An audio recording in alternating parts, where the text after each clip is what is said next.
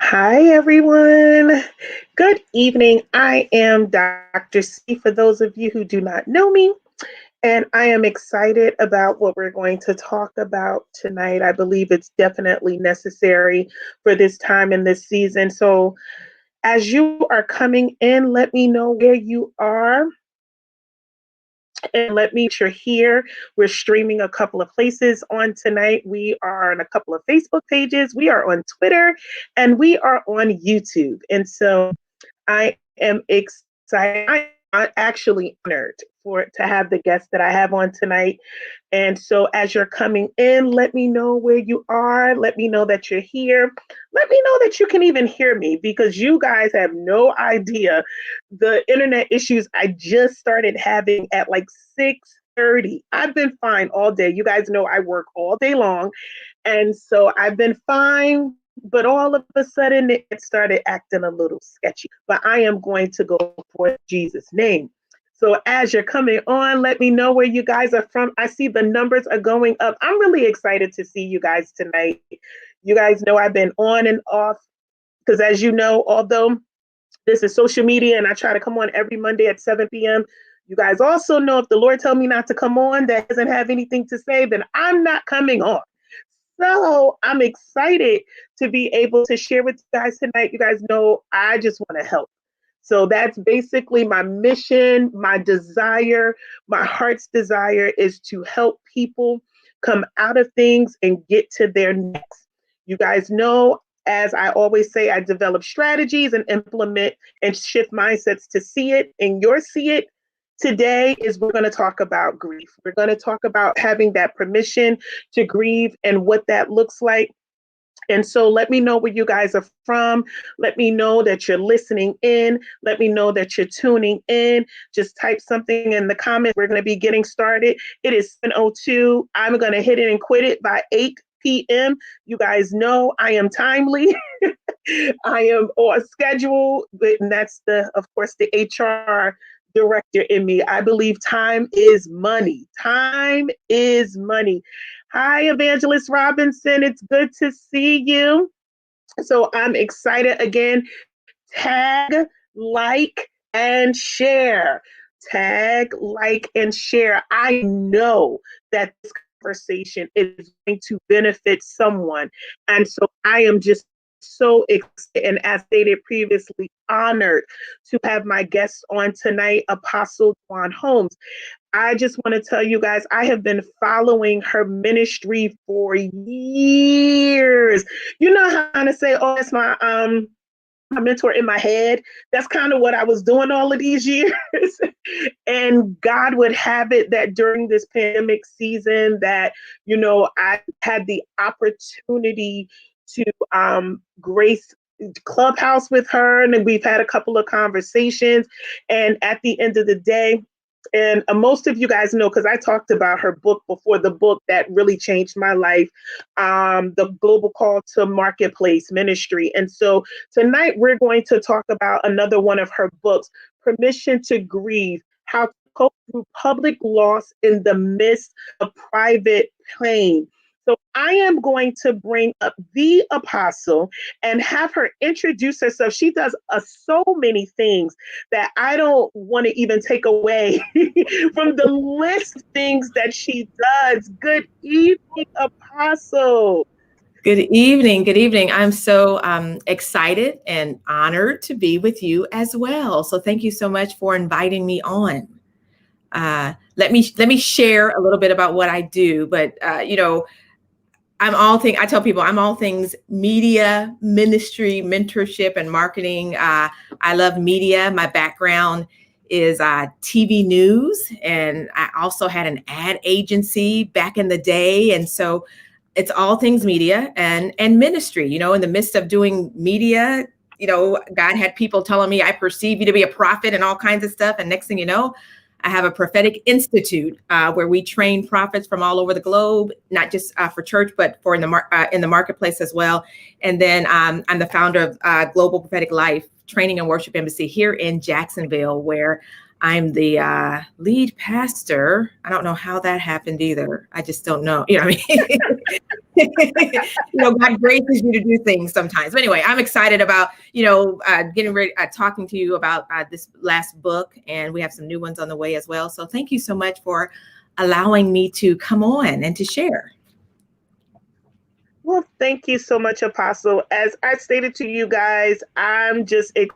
Like I said, she's been a mentor in my head for years, to the point where I go to my own apostle and say, oh my God, I saw this, Apostle Dwann did this, or I read this. And he's like, oh my God, okay. Because at the end of the day, I'm just a student at heart. So anyone who wants to empower and educate, I am all for it. So let's jump in, guys. I'm hoping that my internet is not acting crazy, but I want to show you the cover of the book, because there are so many Permission to Grieve books out there, and I want to make sure you have the right one. So this is Permission to Grieve: How to Cope Through Public Loss in the Midst of Private Pain. So, Apostle, if you kind of tell us, where exactly did this come from? Oh my goodness. My grandmother, Eleanor Nash Holmes, died back in 2015 in March. And it was, oh my goodness, it was, although she had been, ill, and it was still kind of, how grief is, or when death takes place, it's kind of like shakes you a little. My dad asked me to do her eulogy. I did that. And then within a year, my dad died. And it was devastating. And then I was also, the pastor, or the executive pastor, and, leading another church at the time. And I had just started chaplaincy as well, where they really want you to get a hold of your feelings and work yourself through helping others grieve, in the midst of crisis. And I just remember walking through that and recognizing all the different things that were coming at me, and also recognizing that there were some people who were trying to direct my grief. Wow. And there were some people who were saying, you should do this, you shouldn't do this, and maybe things should go this way. And then I found out later on that there were some people trying to direct my grief behind my back. And wow. I just said, oh, yeah, exactly. And God just said, document everything. So I began to document everything, and then really recognize that you have to give people permission to grieve. And many times you have to be willing to tell people that it's okay to grieve. And also, when you're a leader, what happened is one of my mentees and somebody I cover said, oh my goodness, leaders can never grieve in privacy. And I said, wow, you know what? You're right. And so I just began to document that. But it was interesting to me that she saw that. And then next thing you know, COVID hits, but I'd kind of been holding it for a little while. And then God said, no, put it out now. And so I was able to weave in some tips on just crisis, grief management, and, what to do when your leader, the leader of a church, is in the midst of grieving. How do you lead and grieve at the same time? And what I found is it's so important that those you lead give you permission to grieve, but recognize that you need just as much grace in grieving as you've given them in leading. Oh, that's good.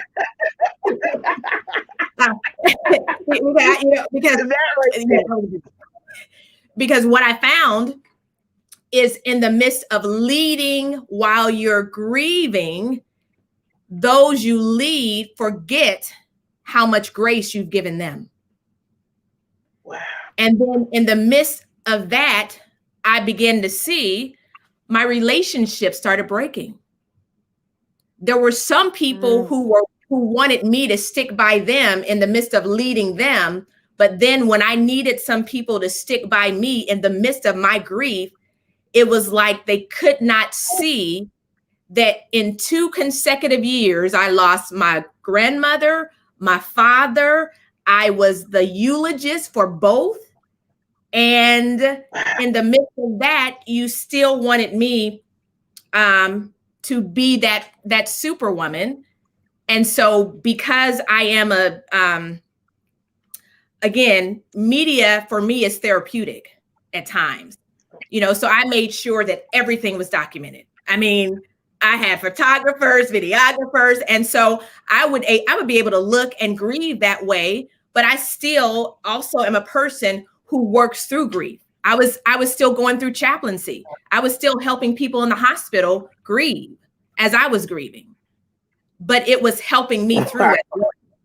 Yeah, it was helping me through, but I knew that's what I had to do because the other thing, when I took it to God, you know what? Because I think I remember somebody said, "Oh my goodness, your dad just died, and you're still going through this 21 days of whatever." And I said, "Well, yeah, I think it was 28 days." I said, "Yeah, but I'm on the 21st day, so I need to just follow it through." You know what I mean? I'm going, Wow. and people can understand that, but that's just me, my personality. And then that's me, staying focused. But here's what I remembered. I remember when David's son died. After he died, he said, it's done. He said, "You know what? I'm going to take, I got 30 days. What more is there for me to do?" And so that's kind of how I grew. I was like, you know what? Let me strategically grieve for a certain amount of time. Let me get through eulogizing my father. Once I'm through with that, then I'll take some downtime and grieve. And once I'm done there, I'll let God be God. I'll keep pushing through what I need to push through, and I'll let God direct me. And I ask that everyone give me grace. Wow. Wow. Apostle, first of all, you said a whole lot. But what I love that you talked about is ensuring that the flock, the ones that you're leading, give the same grace. And it's important because I know, especially for my apostle, he's my mentor, he's my spiritual father, and all of these things. But I realize at the end of the day, he's just a person. Mm-hmm. And although he's my representation of God here on earth. He's my God, my spiritual father, things of that nature. He deals with, just like you deal with, grief and death and things of that nature as any other human being. And what's so unfortunate is yours happened in 2015. And I know that the Lord told you to release this book, of course, during the pandemic. Is there are some leaders, like you dealt with 2 deaths in a matter of months, 2 years, basically. There's some leaders who lost 10 members and friends and, all of these things. And what do you say as an apostle, as a leader, as you were writing this book and as you were thinking of adding some excerpts from what you saw and what God was telling you as people were dealing with COVID, because again, I can't even imagine the pressure of being a senior leader and still having to show up. Right. Exactly. You show up regardless. And I think that's what people don't seem to appreciate and to recognize until it's their turn not to show up. And then when it's their turn not to show up, they just don't show up and things still go on. But if I take the time to not show up, there's something going to happen unless I have everything together. So what I'm encouraging all leaders and churches to do right now is to have a grief contingency plan. And I know people are like, what? No, you need a grief contingency plan for leadership, because what happens when they grieve and they need to take a step back from leading?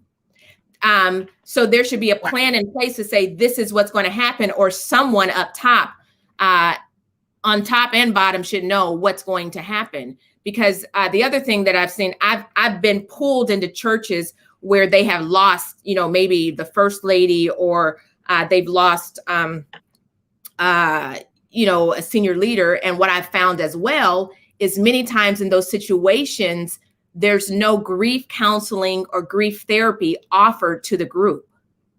And because it's not offered to the group, it literally puts the church and the organization in a state of grief that I don't think God intended to take place as long as it has and had. And so right now, what we are dealing with is a state of global grief over the world. And so now we have global grief hovering over the world. We have some people who refuse to do grief counseling, some folks who have never been given permission to grieve. And now we want everybody to still produce and to be normal when it's impossible, because grief is a process. And the other thing that God really told me, what he said, you have to commit to cope, and you got to teach people how to commit to cope. Wow. And it's so unfortunate because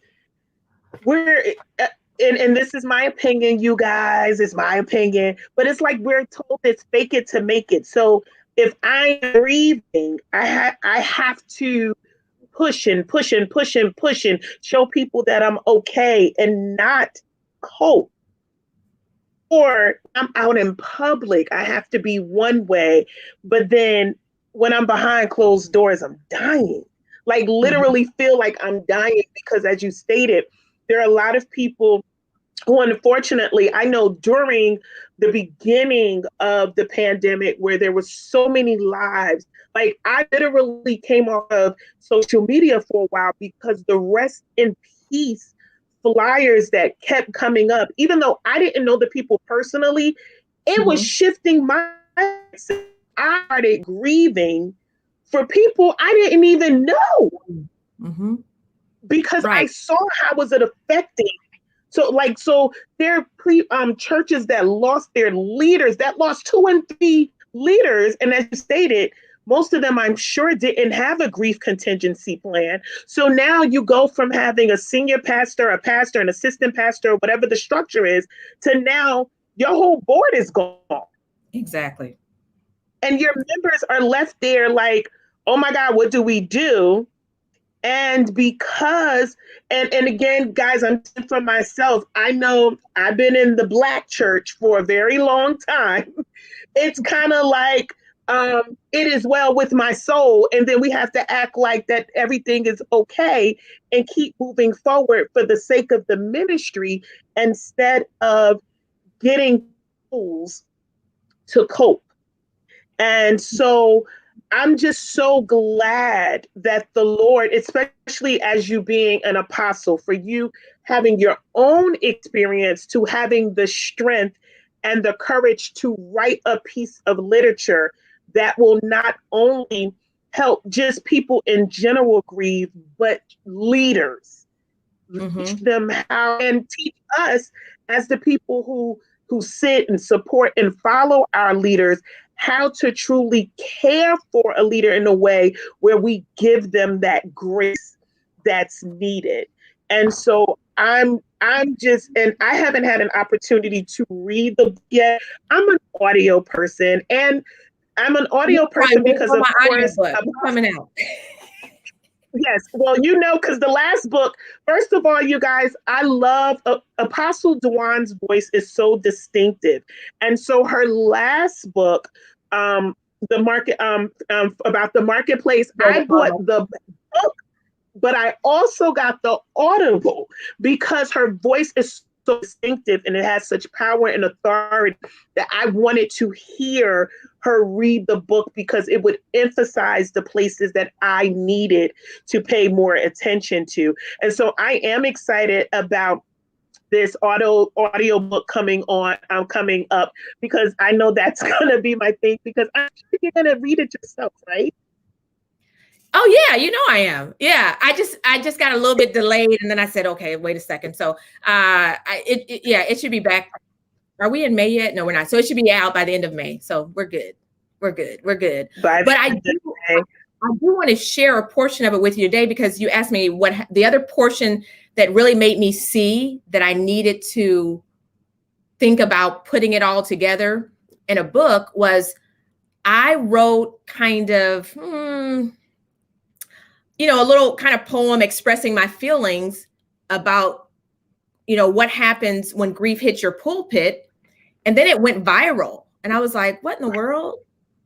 And then I had several people, more than several, hundreds, inbox me, but particularly leaders who were like, you know what, I need to forward this to so-and-so because they're in the middle of grieving. And so I want to share just a little portion of that with you, if you'll allow me to read a portion of it.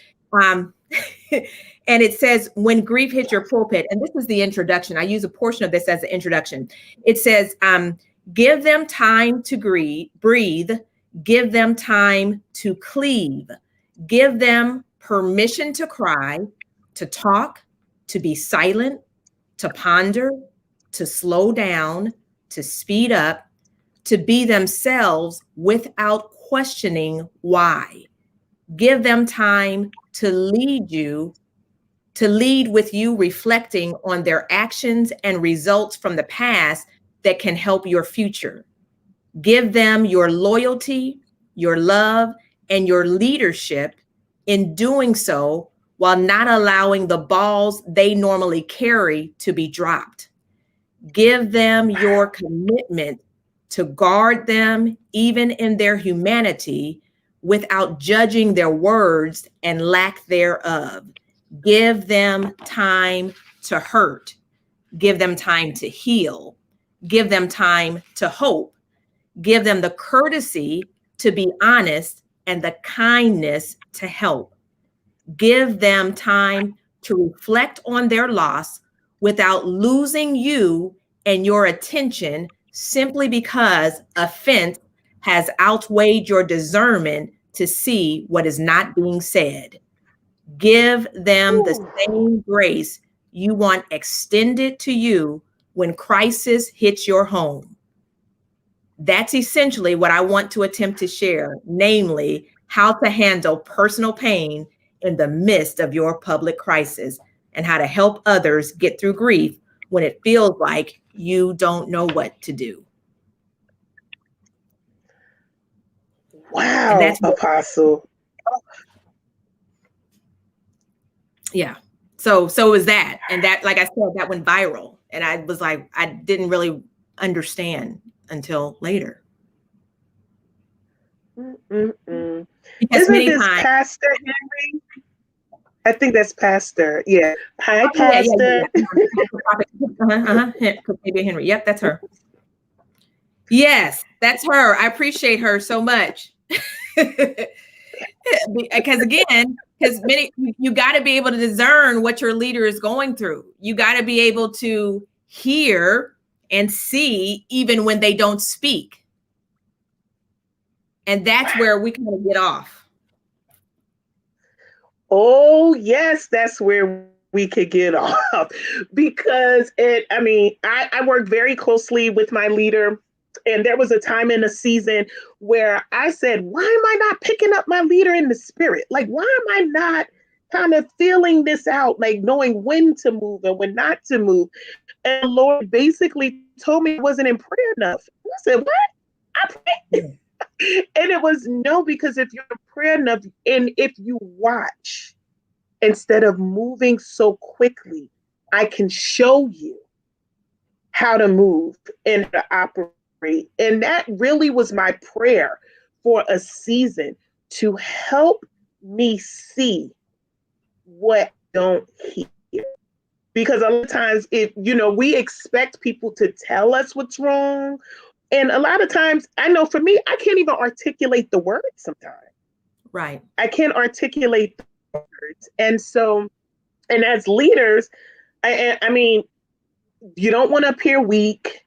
You don't want to appear like you don't, know what you're doing, or you don't have it together. You're responsible for so many people, and especially, and I'm going to tell you guys, because I've sat under Apostle now for 11 years. It is totally different too. When you have a prophetic mantle and an apostolic mandate, it's totally different.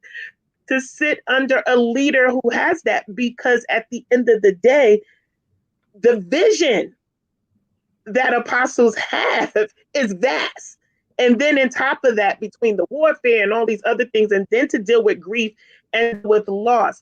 And I wanted to talk about too, because there were a lot of leaders who experienced loss when it came to not to be in the pulpit.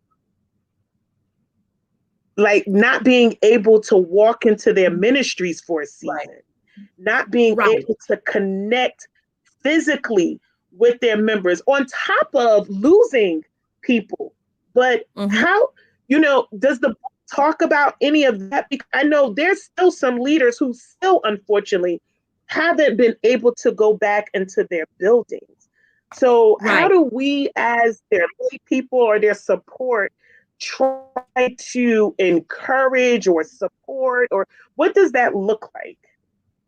Well, again, this is that same thing, because we have to recognize that grief doesn't only happen in and through death. Grief happens through loss. And so it's it could be a loss of job, like we're seeing here, a loss of coming together, even divorce. That's a form. People will grieve through divorce as well. And what we've seen here is in the midst of this pandemic, we've seen a forced loss where you've literally been forced to not come together. And what I have seen is, I believe this is why we are having so many bouts and issues with mental health, because there's something about being in an environment that ushers in the Holy Spirit, and that also ushers in a covering over you that causes your being not to be disturbed and not to be depressed. But when we are not coming together, when we're not coming together, we are dealing with so much more than the loss of not being in the pulpit. We're dealing with the loss of physical touch, physical contact, the loss of the word being prophesied into our spirit man and causing our spirit man to remain awake and to remain at the level that we need it to be at. And so in times like this, that's what I'm saying. We've got to really understand what we need to do for our leaders, which is we have to recognize that our leaders are hurting too. And that's unfortunately, it's like that's such a horrible result of, I think, us having to shepherd so many sheep at low levels. All right. Wow. So what begins to happen is we want so much concern about ourselves that we can't even see that our brother, our sister, and that even our leader is in the same boat. So I'm having to deal with you. Tell me how bad it is for you, and you can't even recognize that I'm in a similar situation, because I'm preaching to chairs. I'm preaching to empty chairs, and you still want me to release revelation. I'm looking into the screen, and you still want me to prophesy you under a bench, while there's no grace.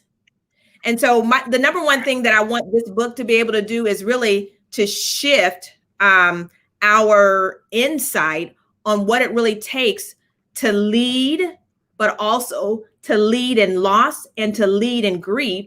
And then what are our responsibilities as lay people? What are our responsibilities as leaders who are called to guard the vision? Do I stop guarding in the midst of grief? Do I stop guarding in the midst of a pandemic? And so it's all of those type of things that where it's really causing us also to see where those we lead with are. Know those who you labor among is the truth, and you are seeing it at a whole nother level right now. Ooh, Yes, yes. Oh my God, you said so much.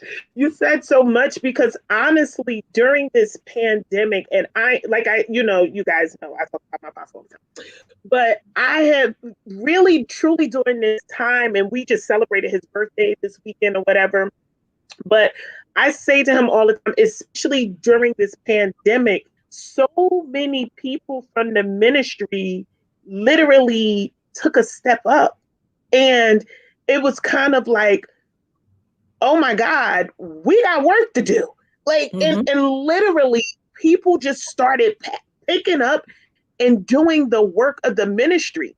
And not necessarily within the four walls, because a lot of people are hurting who will never get to a church, who will never get to a ministry, especially now, whether it's I want to go, no one is open, or I want to go, but I don't know where to go. Are they going to receive me? All of these different things or whatever. And during this time, I know for myself, it's like I said, oh my God, what can I do to take the load off? Because this is too much. Like that's literally, I know myself how I felt like this is too much for anybody. And literally, I know my leader was calling me like every other day, like, did you hear about this one? Did you hear about this one? And these are people he co-labored with and then losing family members and things of that nature, and still pushing and still praying and still doing all these things on top of the fact of surviving COVID himself. Oh, wow. And still doing. And so my concern is, and I have a heart for leadership because I see how much people, and I hate to say this, people, it's so unfortunate how we can take our leaders for granted. Mm-hmm. How we figure they are Superman or Superwoman with these capes on, and they can touch you and and the power of God can come through and you're healed and you're set free and you're delivered. However, who is doing that for them? And so my assignment, even throughout this pandemic, was to really truly increase my prayer life, to pray for leaders, because I realized during this time that I don't know how guys do it. Like I just don't know how. And I say to my leader all the time, the grace that the Lord has given you, I just don't know how you do it. And so I first of all, I need all of you guys to get this book. Not just somebody, everybody get the book. If you have Kindle Unlimited, it is free right now on Kindle Unlimited. You have permission to grieve. You can go to prophetdwann.com. You can click it and order the book from her. Even for you guys, because I have a signed copy of one of my books from her. She will sign it for you. You can also find it on Amazon. But I am telling you, you need to get this book. And honestly, I really want to read about the contingency plan, the grief contingency plan, because you're so right. Even when it came to in the marketplace in my job, we lost, an actual employee who worked with everyone. We had resources already in place, whether it be an employee assistance program, counseling, whatever. All of these things we already had in place. However, when it comes to the ministry, when it comes to the church or whatever, we're lacking in some of these areas because unfortunately there's some Messiah go away and then you're going to be fine and shout it out on a Sunday, but not really truly understanding the need to provide that continuous support. And that continue, especially if you're losing a bunch of leaders. Right. And I think when this is taking place, as far as that contingency plan is, it's so important. What I really say is, you've got to provide clarity. And then as support leaders, you've got to ask for clarity, because it's when things aren't clear that things begin to get confused. And so part of that is just, I walk them through the questions that they need to ask, the one in grief prior to it. And then also, as leaders, we just need to have a contingency plan off to the side of what we want to happen. But also, as you know, in the midst of grief and in the midst of just crisis, it's difficult to have difficult conversations. People just do not want to have difficult conversations. And so what I say is always lead with honor, but be honorable yet direct. When someone's in the midst of grief and you don't have that contingency plan, then as a leader, you would know this, as a leader, then somebody's got to step up to the plate and do something. And so as you step up to the plate and do something, you have to recognize in the midst of grief, there's all kinds of clouds all over the place. So we have to be honorable yet direct. We have to ask direct questions. Who do you want to preach the next 4 Sundays? How long do you want to be off? Is there someone, do you have a friend who you've already agreed to who will come in town and minister for you? Do you need time off? If you need time off, how much time do you need off? It's all the questions I'm sure you know to ask that we've never really told or taught our leaders or just regular folk. Hey, this is the list. Wow. So, I honestly, if what you're saying, it just makes so much sense, but it's so unfortunate that it's something that a lot of ministries do not have in place. And so I'm telling you guys, you who are listening, thank you so much for your comments. Think about these things. And even if your leader doesn't get an opportunity to watch this live, send it to them. Or even you say, hey, do we have a grief contingency plan and what that would look like, and offer suggestions, as to, hey, here's the book and things of that nature, because at the end of the day, support. And your leader's not going to read everything and know everything, whatever. There's things that you need to bring already done. That's the part. Bring it already done and say, here, take a look and tell me what you think and give me your approval. Do I need to go back and fix this? Because that's another thing too. A lot of times we're waiting for our leaders to come to us with something instead of saying, you know what, I came across this. And I think as a ministry, I want you to take a look at it, tell me what you think, and is this something that we look into doing? I just say that because a lot of times, especially if your leader is dealing with a lot of grief and loss, especially throughout this last year, they're probably not in the headspace to even think of a contingency plan or think of what needs to happen. Exactly, Evangelist, be proactive. A lot of times we wait until we're in the midst of crisis to try to come up with solutions. And a lot of times we are not mentally there. I know I'm not. When and I can tell people all the time, and I told you guys on this program, when COVID hit, thank God for the Holy Ghost. Because when the Holy Ghost, like seriously, in February, it was right after my birthday, February last year, I had a dream and the Lord told me to, when you go to work tomorrow, prepare to take your people out of the workplace. And I said, oh, okay then. So when I got to work the next morning at 8:00, I sent the email to the CEO and was like, we need to start preparing the transition because we're going to get kicked out the office.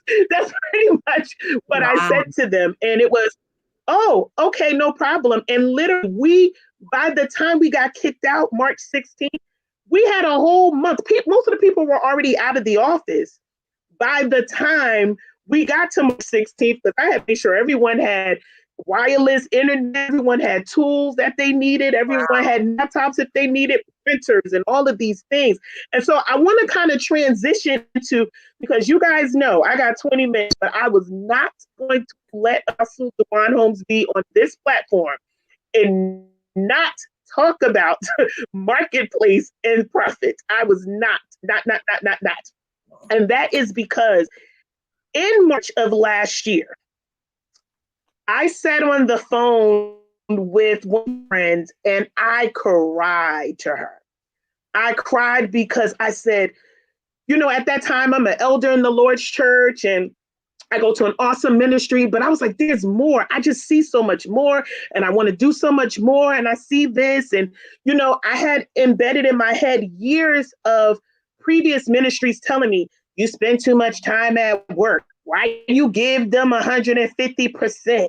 You need to be giving God more. So, of course, all of these things were in my head because they've been in my head since I was in my 20s, you know, how hard I worked. And I really felt like this is my life's mission. I didn't have a name for it. I couldn't identify it.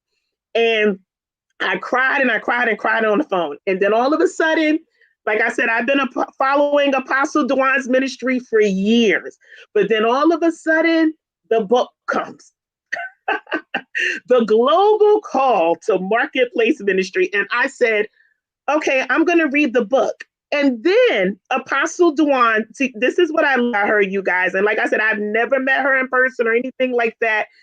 But when I read the book, she then led me to another book, Anointed for Business, and said, read this book too. And so I started reading and reading and reading. And as I was reading, my eyes began to open and literally the scales fell off. And I was like, oh my God, this really is a thing. Like, this really is a thing. And guess what, guys? She was talking about things before COVID hit, because all of a sudden COVID hit and everybody want to talk about their call to the marketplace. I just want to say that. But she had been talking about this for years. And so please talk about, where did this come from? Because you've been talking about it, like I said, years before COVID. I mean, the book took a while, but I remember watching things and the Monday prayers and all of those things. So I know it came from God, but how did this come about? Well, you know, I think, as you know, I was a TV news reporter anchor. I was in Nashville, Tennessee. And at that time, I knew that there was more for me to do outside of TV news that would impact the kingdom, but still in media. So I began to look up at, you know, crazy broadcasts that church folk were doing, and they were horrible. And I knew I could help. and then the defining moment for me was when we were in this newsroom on a weekend, and some of the other people I worked with were laughing at the broadcast. I was like, this isn't good. This isn't good. I can help. They were laughing. It was awful. And so, you know, then all of a sudden, my then news photographer and I, you know, we were on break and he drew a logo. I said, hey, this is the name. He drew a logo. He came forth. And then I just remember God really making it plain to me that ministry would take place in my building. Ministry would take place. I also knew, as a TV news reporter anchor, I would always get the hard stories, you know, the stories where people couldn't get people to talk, but they would talk to me. But that was because there was an anointing. And so the people would always say, we know you love God. You know, we can tell there's anointing in your voice and what have you. But I think that was all about a process, because God wanted me to pay attention to understand that if my voice could impact someone in the midst of their crisis and still cause them to talk to me on TV news, and then it was going to go out to millions, surely he could cause me to impact millions in my business outside the church. And so, you know, I just knew that was supposed to happen. And next thing you know, I think I met Apostle Kim Daniels, and she started saying, you guys have a deliverance production company. I said, what? I don't even know what you're talking about. But again, it still made me go, okay, this name's a little strange, but that's what she says. And do you know, we had people signing up for deliverance. They would come in and I had a separate room. They would sign up for deliverance. We had Bible study. And at that time, I was a member of Mount Zion Baptist, where Bishop Joseph Warren Walker III was pastor. But he has a mega church, and I was there doing media as well. I was doing huge media, so there wasn't a conflict. There wasn't a conflict where we see sometimes today, where we see pastors and bishops who are so concerned about this, forgive me, little bitty church and what you're doing, that they're afraid you're about to take members, when no, what you're really doing is evangelism outside the walls of the church, because that is what we're told to do in the Great Commission. You know what I mean? It didn't say go ye into some, it said go ye into all. And if we say all, we got to know that that means a totality of who we are and where we are. And so that means that people need to be equipped to go out where they are, not in the church. And so that all started happening. And I just saw God transform things. And I mean, I really do see that I'm a pioneer, because if you go back and look up my name and Charisma magazine, I hired a prophet to just pray, and I gave him and his wife housing. You know what I mean? Like, I paid for an apartment and housing, and I think I gave him like $2,000 a month. And what I needed him to do, I need you to just pray for my business and pray for everything and fast, because I don't have time to do all that. But let me know what's going on, and we'll talk about it. And I remember at that time, some people were like, that's ridiculous. Why would you do that? But why wouldn't I do that? Why wouldn't I sow into people who are praying for my business? The other thing that I noticed, though, I'm going somewhere now. Every time he would come to Nashville, he needed money. Every time. Hey, can I get 500 here? Can I get what? And then I'm like, where are you going now? And then I'm like, you know what? Let's think about, how about you just move here? Let's see if we can shift you here. And how about you just pray for me all the time? Just pray for my ministry and pray for what God is doing. That's unorthodox. And they had people calling me everything but a child of God. And now I see huge churches saying, we've got full-time intercessors now. But then when I'm saying to pray and prophesy, I'm looking crazy. But there are double standards in ministry as it relates to women. But the women and prophets, apostolic, all that. But the bottom line is, there's a huge possibility that God has called you outside of the church. There's a huge possibility that what you are called to do is not in the pulpit. And this is that season where we talk about in the book, and we talk about an anointing for business, where I believe God wants us to lay hands on marketplace leaders and affirm them where they are planted outside outside the church. But now guess what? Now they're in their homes in digital spaces. And can we bless that now? So I do. Now God's been speaking to me now. Just so you know, I am going to do a marketplace ministry, either virtual retreat, or as soon as we finish as we move into 2022, I'm going to do one based off of this book and really put something together for marketplace leaders, so we can really talk through this and be equipped. So I'm really excited about that. I forgot he had just kind of, so anyway, but it's all going to be based on this.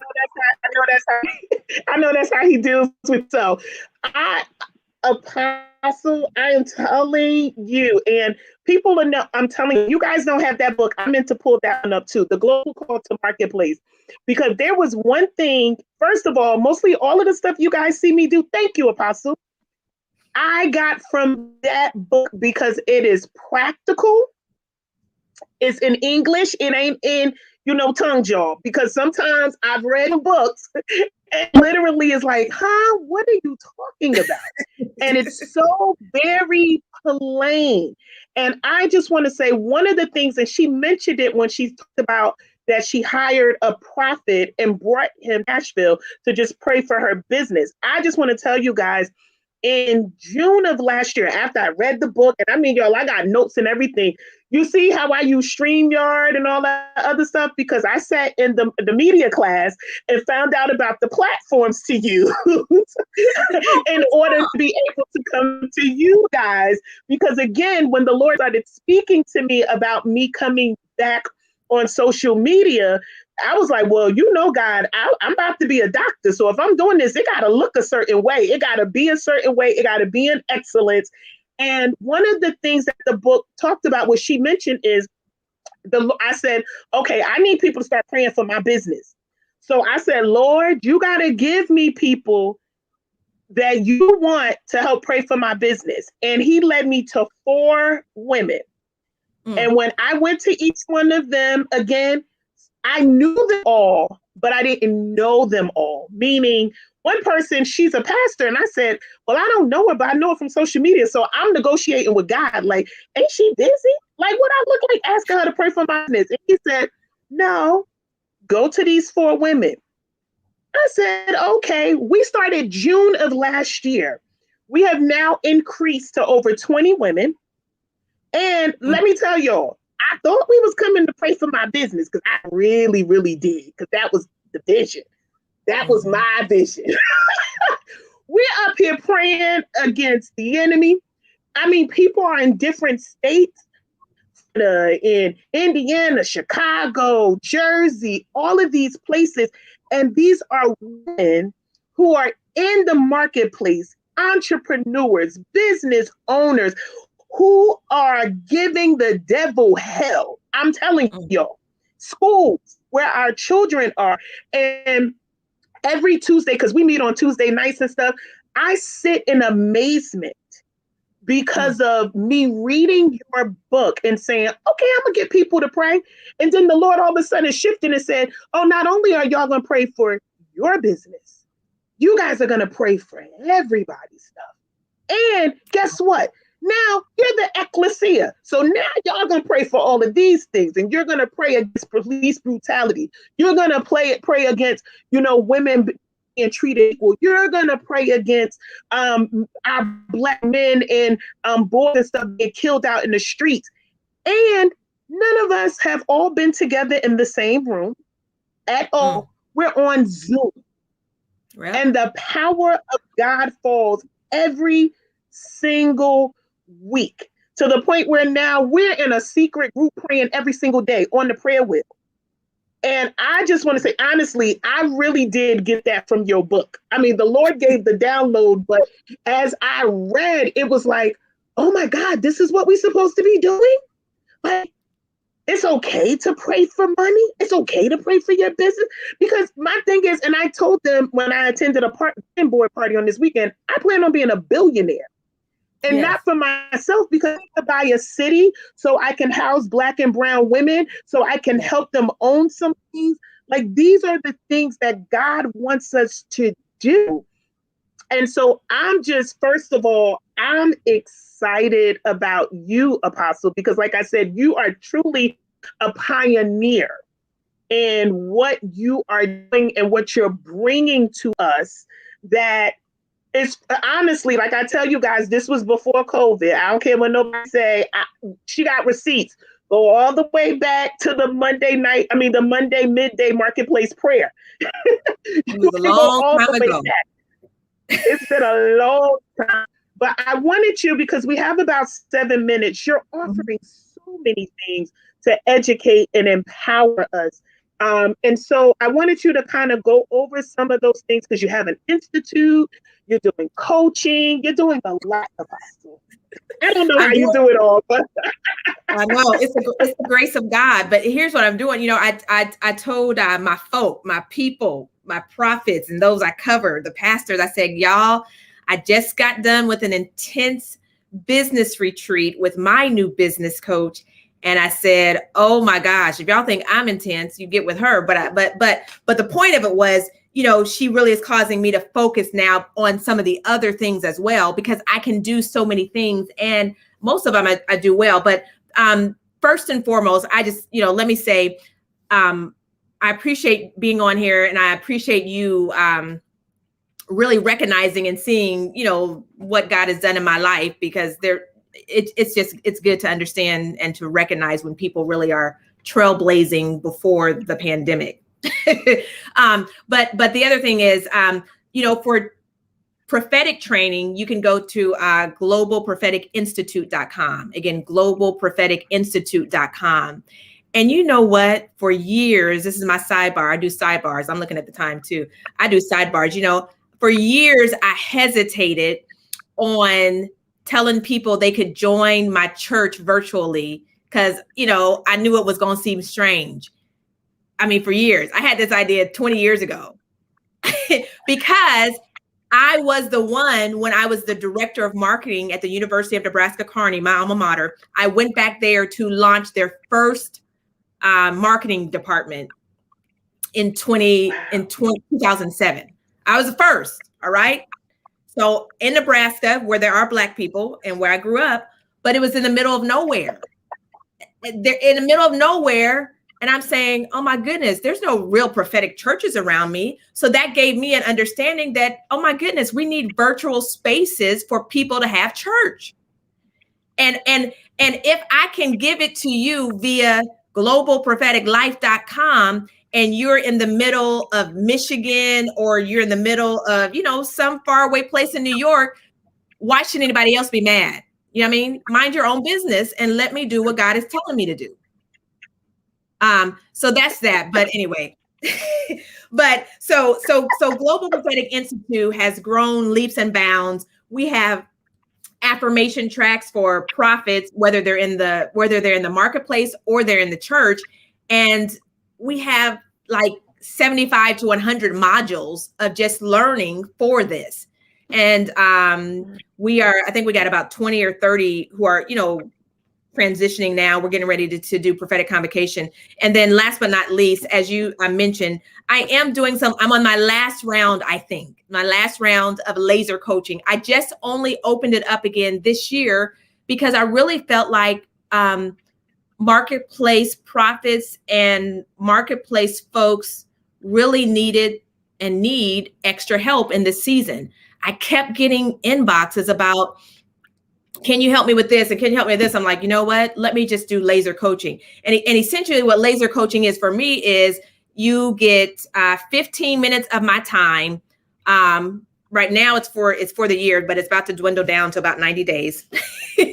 But anyway, you get 15 minutes of my time and I coach you through whatever you're going through. I help you through that situation, whether it's prophetic or whether it's a business situation, but really I'm giving you the blueprint and you go do your homework and then you come back and it's unlimited. You can't beat that. And so, because I have a lot of people saying, "Ooh, do you do one-on-ones?" Well, no, I do one-on-one VIPs, but I'm not about to sit there on the phone with you. So this is the best way that I could put it together. For that. And so anyway, so that's what that is. And you can go to monetizetribe.com, monetizetribe.com. I believe that's what that is. And last but not least, like I said, I'm really getting ready to focus again on my media and helping boss ladies and founders of faith brand on demand and really up level their $1 million brands, those who know they're supposed to have $1 million brands. I'm ready to help all of y'all out. So I'll be releasing more information on that as well as we get ready to kick off. Did I say it? Was that it? I told y'all she is dynamic. I keep telling y'all she like my mentor in my head because I'm telling you everything. Like people are like, you do this, you do this, you do this, you do this. And I'm like, yeah, because I feel like I'm supposed to do this. I feel like I'm supposed to do that. And the fact that I am seeing women of faith step up in this hour, especially our Black and brown women, we are leaders as it is. Stand up and step up and be trailblazers. And what God has called and assigned us to do. I am just honored. I'm telling y'all, like, I'm not fanned out because, like I said, we've done a couple of platforms together. We've just never been on video together. But I truly am honored, Apostle, that you would even consent to be, because again, I know you're an apostle. I know the Lord speaks to you. And if you're anything like my apostle, you don't just get on a platform with anybody. So I am honored that the Lord allowed you to be on a platform with me. I truly do not take it for granted. It is really, truly an honor. And I honor the anointing on your life that the Lord has placed on your life, because like I said, it has truly been a blessing to me. Truly, Thank you. truly Thank been you. a blessing to me. And so Thank you. I pray this isn't the last time, guys. It won't be. You know what? It won't be. I need you to download this and give it to me so I can play it on my page as well. I want to re-air it as a premiere. I think we talked about some valuable information. Oh, thanks, Apostle C. And you guys, I learned from Apostle Dwann that I needed to own my content. And that's why I can download and repurpose my content. I told you guys, and I didn't learn that from the book. I learned that from taking the master class on media. See, like I said, y'all need to follow her. Oh my goodness. Through different platforms, I've learned the importance of having my own people's information. I'm telling you, she is a wealth of knowledge, a wealth of information. So again, I thank you so much, Apostle, for saying this wouldn't be the last time. I'm so excited. But again, you guys, please, please, please get the book. Get the book. Even if you're not grieving, you know someone who is. Get the book to someone. And so that you can show them, one, that you are paying attention. Get it for your leader. Mm-hmm. Get it for your leader. If you know that your leader has lost someone, whatever, I'm going to get the audio for my leader, because my leader has experienced a lot during the last year. And he's an avid reader, but I want to get him the audio so he can listen to it. Because again, guys, don't just take this information and take it for yourself. I'm a each one, reach one type of person. So again, you can get it from Amazon. You can get it from prophetdwann.com. I'm telling you, search her name. It's going to come up. Her SEO is good. It comes up in the top of the Google. So you can make sure that you get that. So thank you so much, Apostle. And I have to say thank you so much, Prophetess Henry, Pastor Henry, because you've been on it tonight. I have to go back and listen. I heard that you ministered on yesterday, I believe. So I'm going to go back and listen. It was good. It was good. She can preach. Oh my goodness. It was good. Again, Apostle Dwann, that's Dwann Holmes, is everywhere on all social media. She's all things media, ministry, as she stated. Please, thank you so much. See, Pastor Henry be on it. I love her. Let me put it up. God bless you guys. Let me remind people. Go to if you need prayer prophecy, go to getprophecynow.com. A prayer prophecy, you can go to Get Prophecy Now or Apostle Dwann, but I'm just saying, because we serve lots of people across the world who need prayer. Yeah. That's a sidebar. God bless prayer you. And prophecy. And let me tell you guys now, before you would call it, the prayer and prophecy are free. If you would like the recording of your prophecy, there's a cost for that, because materials are not free. So you're not paying for prophecy. If you would like the recording, you are paying. See, I told y'all guys, I listened to her because I know all this stuff. Get prophecynow.com. Again, the prayer and the prophecy, there's no charge for that. Nobody has no Cash App up or none of that. I know that's what y'all used to. That's not what the apostle does. However, if you would like a recording of what was shared with you, then you would have to pay a fee to get those materials. So I just wanted to make sure you know that. Okay? I love you all so much, and I'm praying for you. I am truly praying for you. And I just want to say again, share this, and get the book out to someone. Also, too, if you believe that you're called to the marketplace, get that Global Call to Marketplace Ministry book Again, you can get it in the same place. That one is in Audible, and you're going to want it because she is reading the book herself. So again, thank you all so much. Again, thank you so much, Apostle. I really love you, and You as well. it has been a pleasure. And God bless you all, and good night. Good night.